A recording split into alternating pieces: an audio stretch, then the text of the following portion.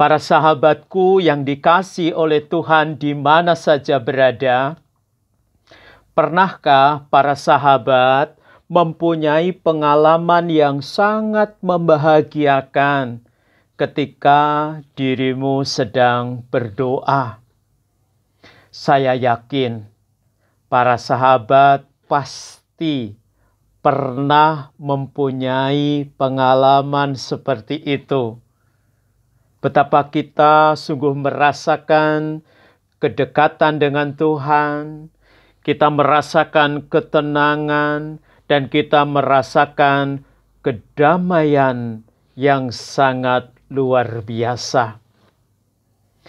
Itulah pengalaman yang dialami oleh Santo Petrus dalam Injil hari ini.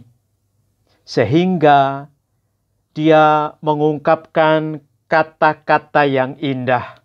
Bunyinya demikian, "Rabi, betapa bahagianya kami berada di tempat ini. Baiklah, kami dirikan 3 kemah. 1 untuk engkau, 1 untuk Musa, dan 1 untuk Elia." Ini adalah ungkapan kebahagiaan yang luar biasa.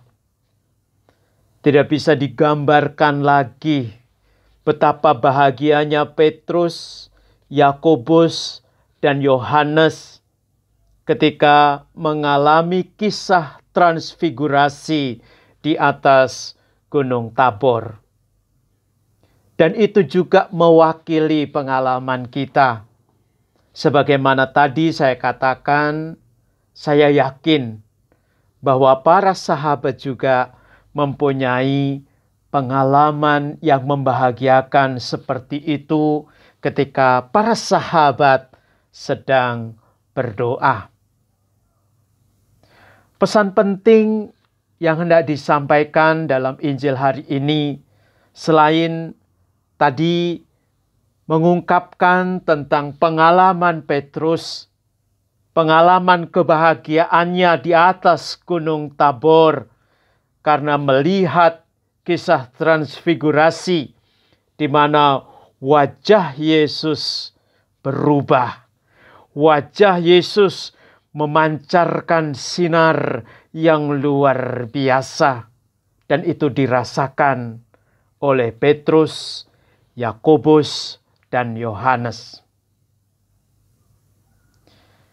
Pada pengalaman seperti itu, penting sekali kita juga mendengarkan apa yang hendak Tuhan katakan kepada diri kita.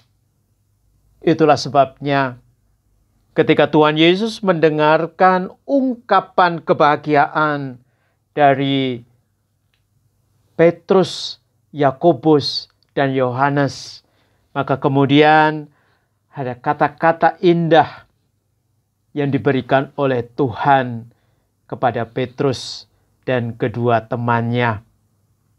Kata-kata itu berbunyi demikian, "Inilah anakku terkasih, dengarkanlah dia."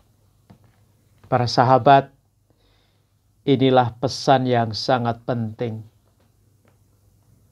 Ketika kita berdoa kepada Bapa, Putra, dan Roh Kudus, kita benar-benar dipersatukan dengan 3 pribadi Allah ini.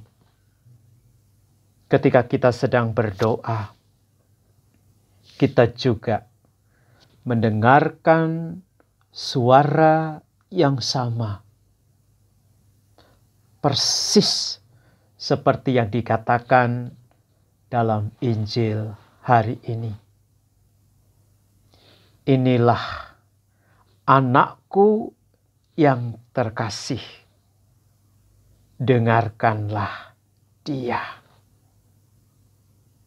Maka ketika kita sedang berdoa, selain kita mendengarkan segala kebutuhan dan permohonan kita. Tidak lupa juga kita mendengarkan suara Tuhan. Kita mendengarkan kehendak Tuhan. Kita mendengarkan apa petunjuk dari Tuhan untuk hidup kita. Maka para sahabatku yang dikasihi oleh Tuhan, teruslah berdoa. Dan ketika kamu berdoa, kamu merasakan kebahagiaan yang luar biasa seperti yang dialami oleh Santo Petrus, Yakobus, dan Yohanes.